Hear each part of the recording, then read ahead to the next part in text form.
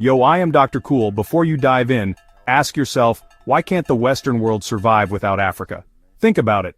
Africa is not just a continent, it's the beating heart of the global economy, quietly powering the world in ways most people never realize. When the West or China wants to make trillions, they come to Africa for resources, minerals, and land. From the smartphones in your pocket to the cars on the road, so much of what the world uses every day starts right here, extracted from African soil. Yet, Africans are told their only hope is to leave for Europe or America. The message is everywhere. Success is found abroad, not at home. It's a paradox. While the world's richest come here to get richer, you're told to run away. The very people who profit most from Africa's wealth rarely encourage Africans to stay and build. Today, we're exposing the greatest Western marketing campaign, the myth of greener pastures. The promise of a better life in the West is sold everywhere, but the reality is far more complicated.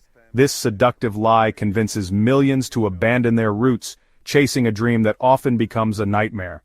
The emotional toll of leaving family, culture, and identity behind is rarely discussed. Most end up as cogs in a system never designed for them to win, needed for labor, but never for true success. The dream of prosperity often fades into the reality of struggle and isolation. Before you dream of London or fill out another visa application, listen closely. The truth is, the West needs Africa far more than Africa needs the West. Here are 10 brutal reasons to rethink leaving Africa for the West. It's time to question the illusion and see the power and potential that already exists at home. The greener pasture is a mirage. Movies and music show sparkling cities, but they hide the reality, crippling anxiety, living paycheck to paycheck, and sky-high costs. That $1,000 salary? Gone to rent, bills, and groceries before you blink.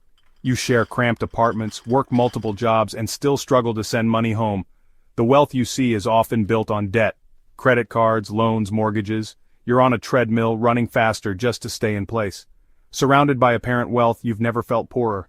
The greener grass is artificial turf, hard, unforgiving, and offers no real nourishment.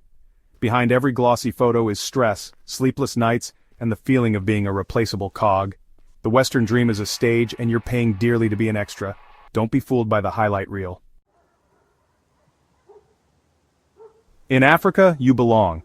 There's a sense of ease in the air, a comfort in knowing you're surrounded by people who share your history, your laughter, your struggles, and your dreams.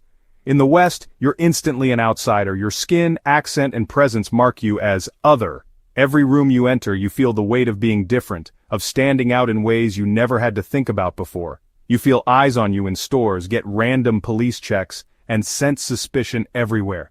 Even the smallest actions, picking up an item, asking for help, are met with scrutiny. It's 1,000 small cuts that drain your confidence and sense of self. Each day, the pressure builds, chipping away at your spirit, making you question your worth. You start policing your own behavior, how you dress, speak, and move, just to avoid trouble. You rehearse your words, adjust your tone, and shrink yourself to fit in, hoping to go unnoticed. This isn't paranoia, it's a rational response to a system built on bias. The news, the stories from friends, and your own experiences confirm that the threat is real. Racial profiling, wrongful arrests, and discrimination are woven into daily life. You learn to anticipate danger, to always be on guard, never fully relaxed. Your visa status feels fragile, your right to be there always in question. Every official encounter is a reminder that you're only ever a guest, never truly at home. You traded political instability for social and psychological instability. The promise of safety comes at the cost of belonging, and the loneliness can be overwhelming. You're judged by your skin and passport, not your character. No matter your achievements, you're seen through a lens of suspicion and stereotypes. The West preaches equality, but practices exclusion. The slogans and speeches ring hollow when your reality is one of isolation and constant vigilance. The fear is real, and it changes you. It seeps into your daily life, shaping your choices, your relationships, and your sense of possibility. It's a mental prison that grinds you down. The weight of constant vigilance and anxiety becomes a part of who you are. You lose the free, confident person you once were, and wonder if you'll ever find your way back to that sense of belonging and peace. The most powerful cage is mental. We've been sold the idea that success and value come from the West. You start to see your own home as lacking, your own people as not enough. This inferiority complex convinces millions that greatness means leaving Africa, but escaping often means losing your identity and drive. The real revolution is decolonizing your mind, seeing that genius, innovation, and wealth can be built right here.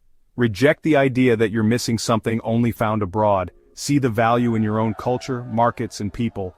The power is already within you and your continent. Reclaim your mind, your greatest territory. The Western dream is built on debt. From day one, you're pushed to borrow. Car loans, credit cards, student loans. Debt keeps you compliant, afraid to take risks or quit soul-crushing jobs. Your life belongs to your creditors, not you. Taxes eat up a huge chunk of your income, federal, state, city, sales. You fund a system that rarely benefits you. Home ownership? It's a 30-year mortgage that dictates your life, and one setback can take it all away. You work to pay debts, maintain a lifestyle, and keep working. An endless cycle. You left Africa for freedom, but entered a prison of credit scores and interest rates. You're not building wealth, just managing debt until you die. The dream is a lifelong sentence. The currency trick is powerful. You hear someone in London makes £3,000 a month and imagine riches, but earning in pounds means spending in pounds. Rent, transport, groceries, taxes. That impressive salary evaporates fast. You feel rich in theory, but poor in practice. You're a Naira millionaire living a pound-poor life. Many Africans abroad work multiple jobs, live in cramped conditions, and sacrifice health just to send money home. They live in poverty in a rich country so their families can live comfortably in a poor one. Don't be fooled by exchange rates. A high salary in a high-cost country can be worse than a modest one at home. Look at what's left after expenses. Often, true financial freedom was back where you started. Name 5 African billionaires.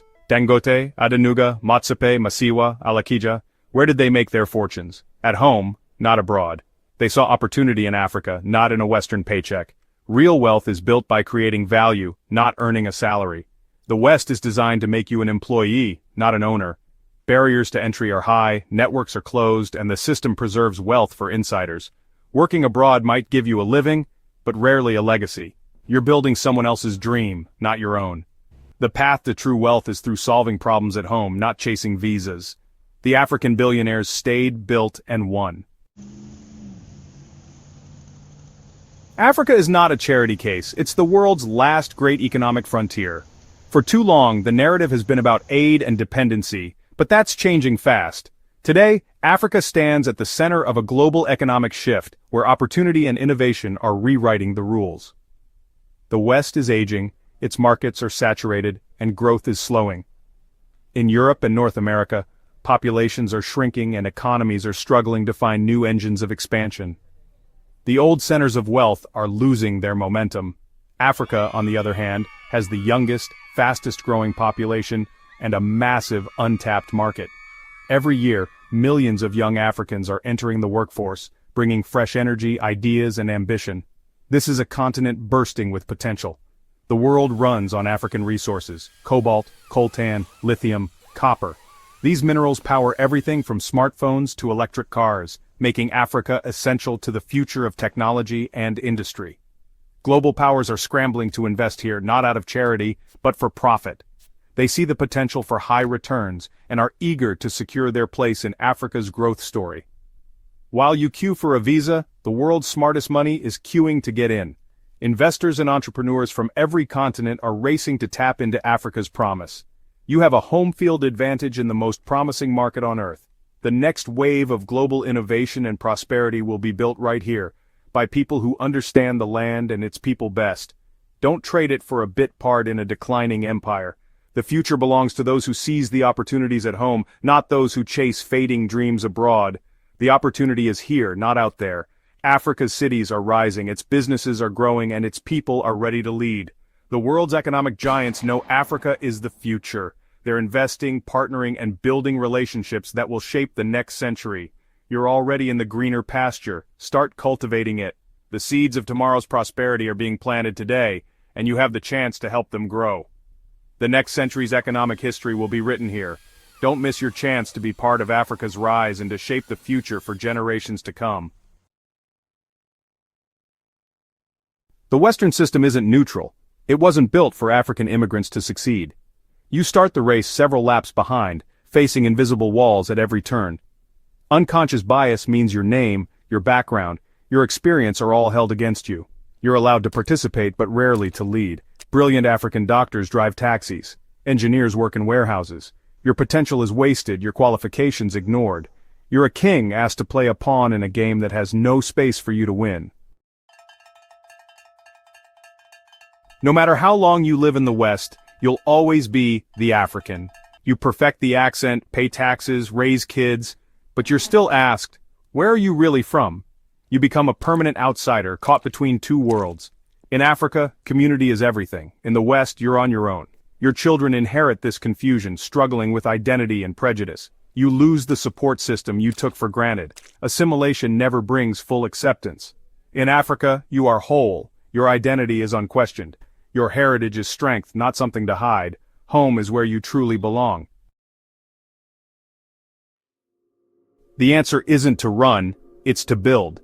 Every challenge in Africa is an opportunity for innovation and entrepreneurship. The biggest fortunes are made by solving the biggest problems, and Africa has plenty. Look at the tech hubs, fashion designers, and filmmakers already thriving here. They're not waiting for permission or visas. They're building for Africa and the world. Local knowledge and cultural understanding are unbeatable advantages. The new African dream is about creating jobs, building legacies, and leading Africa's rise. Your destiny is in your own hands, on your own continent. Be the protagonist, not a spectator. Here is one of those uncomfortable truths which you want to hear. The West aren't just saying or encouraging Africans that life is better in the Western world. They designed the system to do so. How did they do it? By currency manipulation, forceful loan, which is given through IMF, that comes with strings attached that not even the devil is going to accept. So when the country collects it, they collapse the economy, destroy their currency. What you have is inflation, what you have is criminality, poverty, and people want to flee. So thereby systematically design it that people will be forced to leave Africa. But here is the crazy part. If you consider living to Europe, ask yourself, why is it that Europeans who are making trillions and zillions are coming to Africa? That's the reason why you want to explore your options in Africa. In one product at a time is my campaign. One product at a time is my revolutionary talk. Make one product and perfect it, and imagine the whole Africa making one product at a time. That is gonna be a game changer. So, in other words, I want you also to consider rethinking the life of people who have been in the Europe. How as they're doing? Are they doing better than the people in Nigeria? What is one way to find out if they are doing well, better than the people in Nigeria? Let me speak to one of the most uncomfortable truths. You might be here and they're promising you to pay you $5,000 or $6,000 a month, or even $10,000 a month. But what they never told you is that the system takes about 95 or 90% of that very money back, which means it keeps you in a roller coaster of working, but you are not seeing the money. The money is going back to the system. That is why you're seeing those fanciful houses, those iPhones. Most of those items which you're seeing them using are leased, are on credit loan, are on mortgage, which is not the same thing that happens here. So consider also looking at your shoulders for the rest of your life on cops that are going to charge you for jaywalking or throw you into jail, and you're going to rot there for the rest of your life. So rethink going to Europe. Africa is the future, and then knows it. The Western dream is a fantasy. It's time to wake up. Rethink the narrative. Ask why the world's richest are running to Africa while you're trying to leave. The real opportunity is here, in the soil, the communities, and your own mind. Share this message. Start the conversation. Break the spell.